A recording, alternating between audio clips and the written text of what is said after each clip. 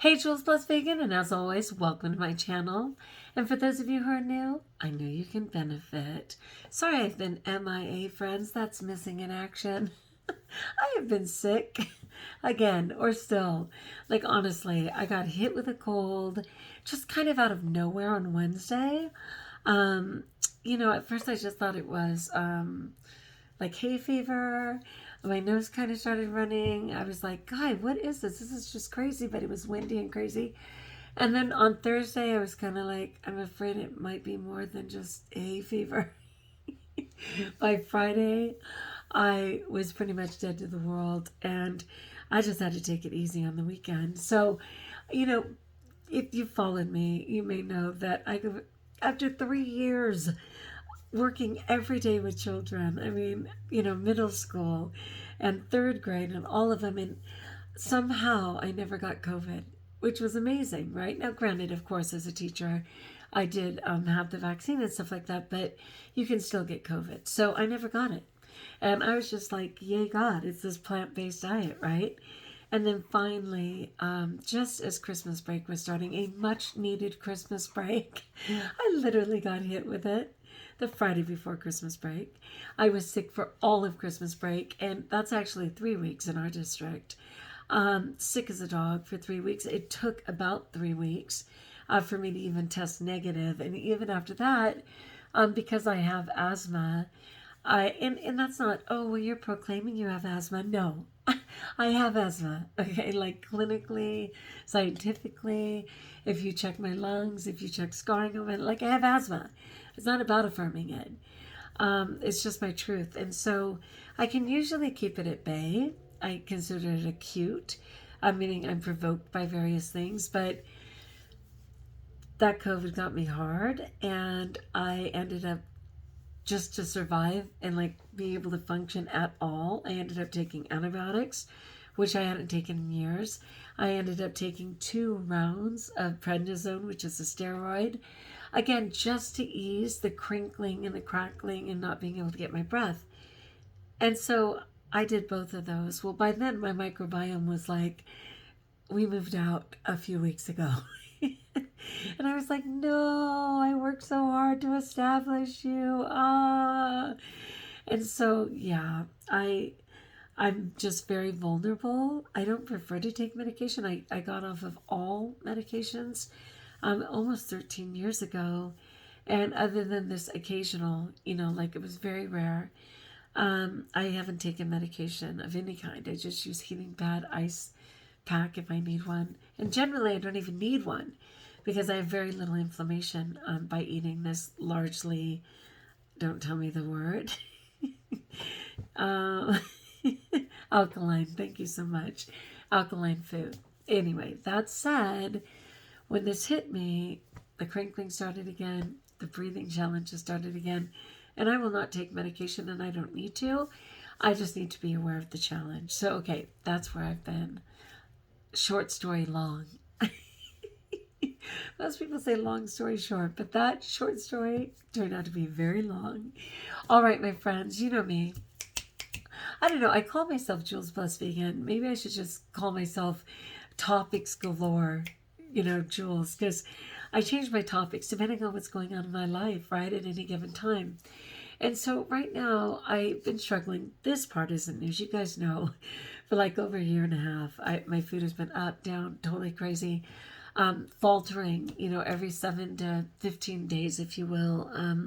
Just really struggling and trying to find my balance. And sometimes I recognize, and I come from a broken, background, from just abuse.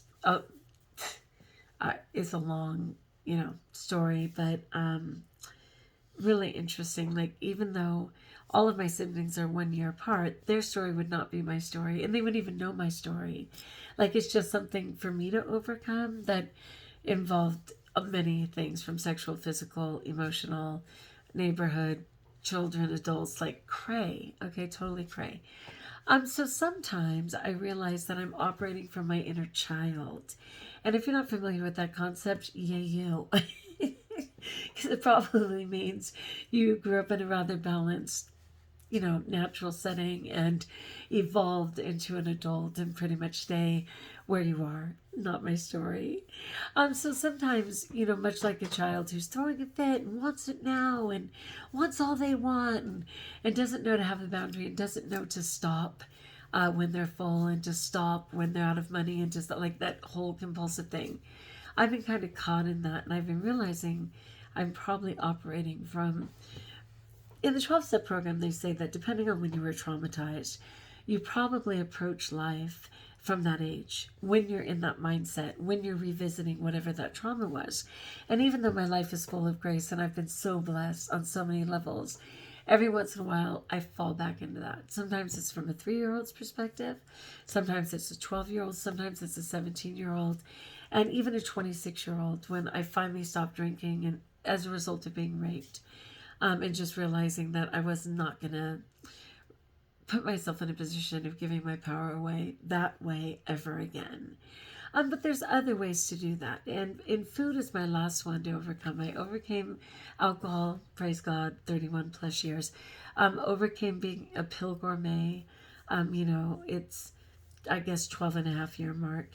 And food is my last challenge where I tend to lose myself, and one of those is this inner child. So this is an interesting article, which of course I will include in the description of the video because that's how I roll, and it's called awakeningstreatment.com.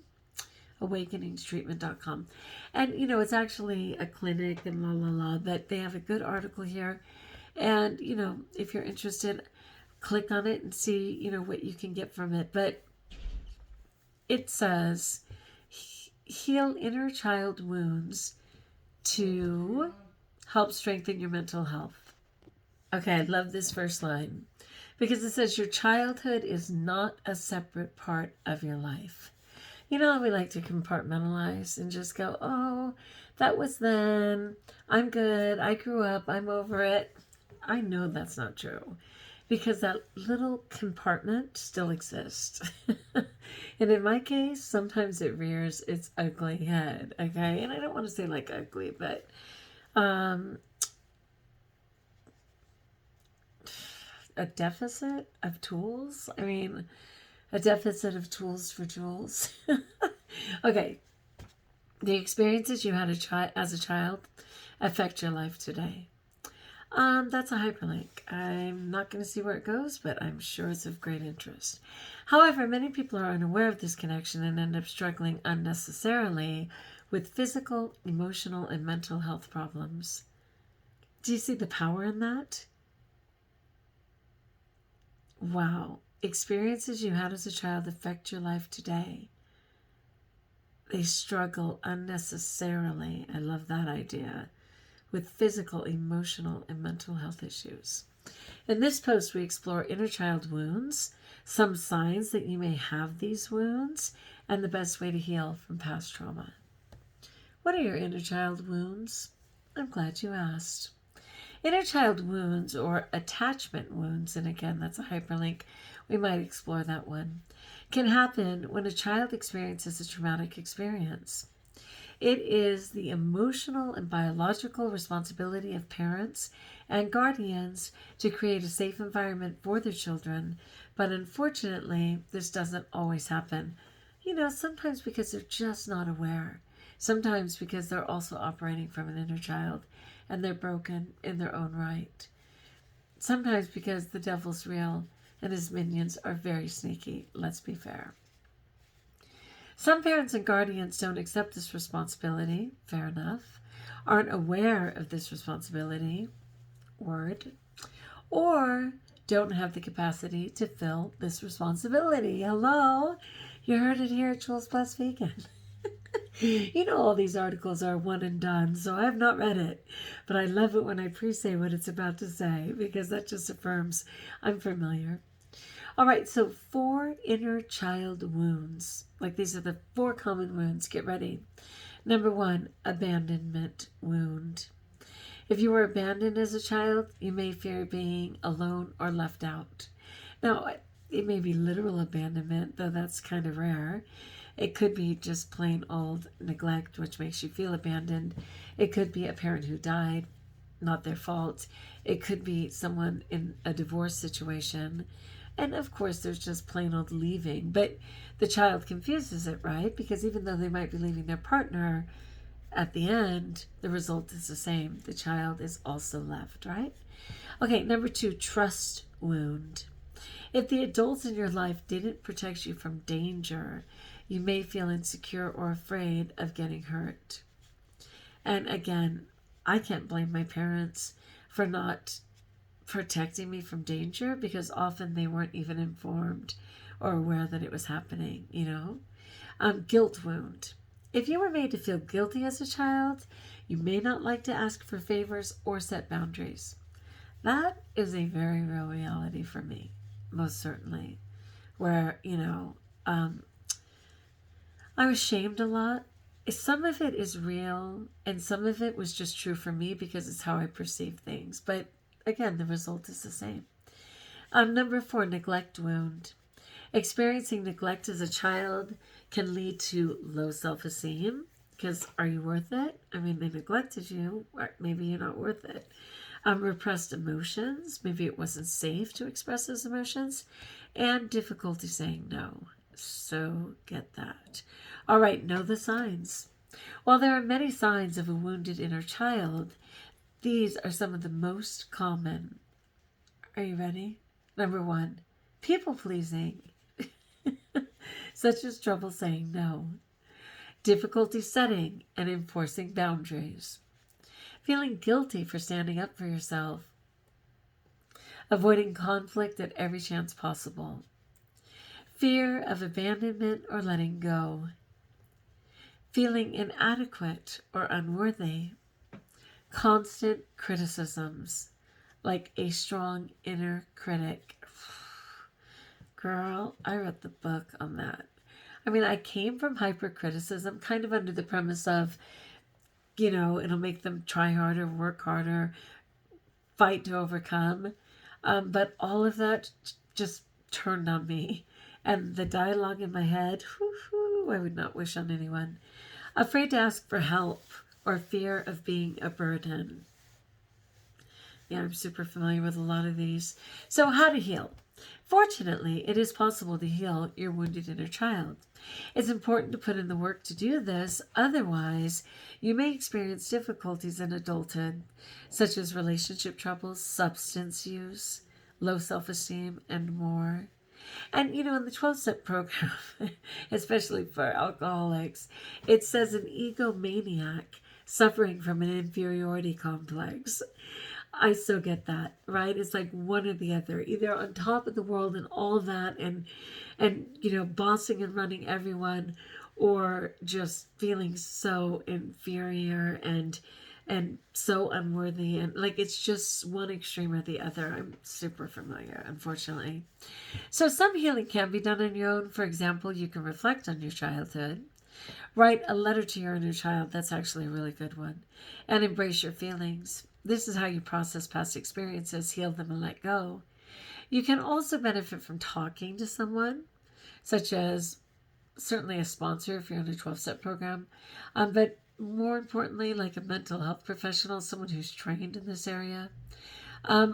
If your inner child's wounds have caused other problems, such as drug or alcohol use, yes, please. Just kidding. Luckily, I am sober 31 years. I am clean 12 and a half years from substances, but food is my last frontier. Mental health disorders, hi, bipolar.com, which again, by grace, I'm stable. But that got deep fast. And past trauma, ouch. To heal your inner child and lead a full, vibrant life, you may need to get additional help.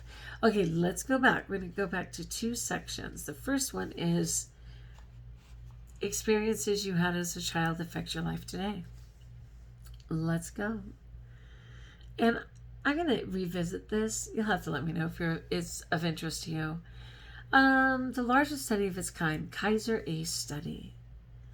The idea came from the 1995 to 1997 CDC, Center for Disease Control, Kaiser ACE study, which analyzed childhood experiences of over 17,000 people. That's significant.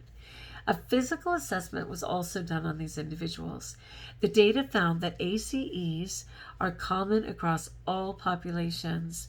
Adverse childhood experiences. I believe that. However, the more adverse childhood experiences a child is exposed to, the more likely they are to suffer from alcoholism, drug abuse, obesity, depression, and other chronic health conditions. I'm only going to claim these first four because, praise God, I did not have any chronic health conditions, but for me engaging in excess food and obesity. But otherwise, my body is very sound. Here is a breakdown of the various ACEs categorized by abuse, household challenges, and neglect. So number 1, abuse. Emotional, physical, sexual, hi. So in other words, I'm the poster child, right? Household challenges. Mother was treated violently, only verbal in my family. Substance abuse in the household, alcoholics. Mental illness in the household. Yes and no, and certainly extended beyond the family line. Parental separation and divorce. Check. Incarcerated household member. Praise God, no. Just too clever to get caught. I'm just kidding. Neglect.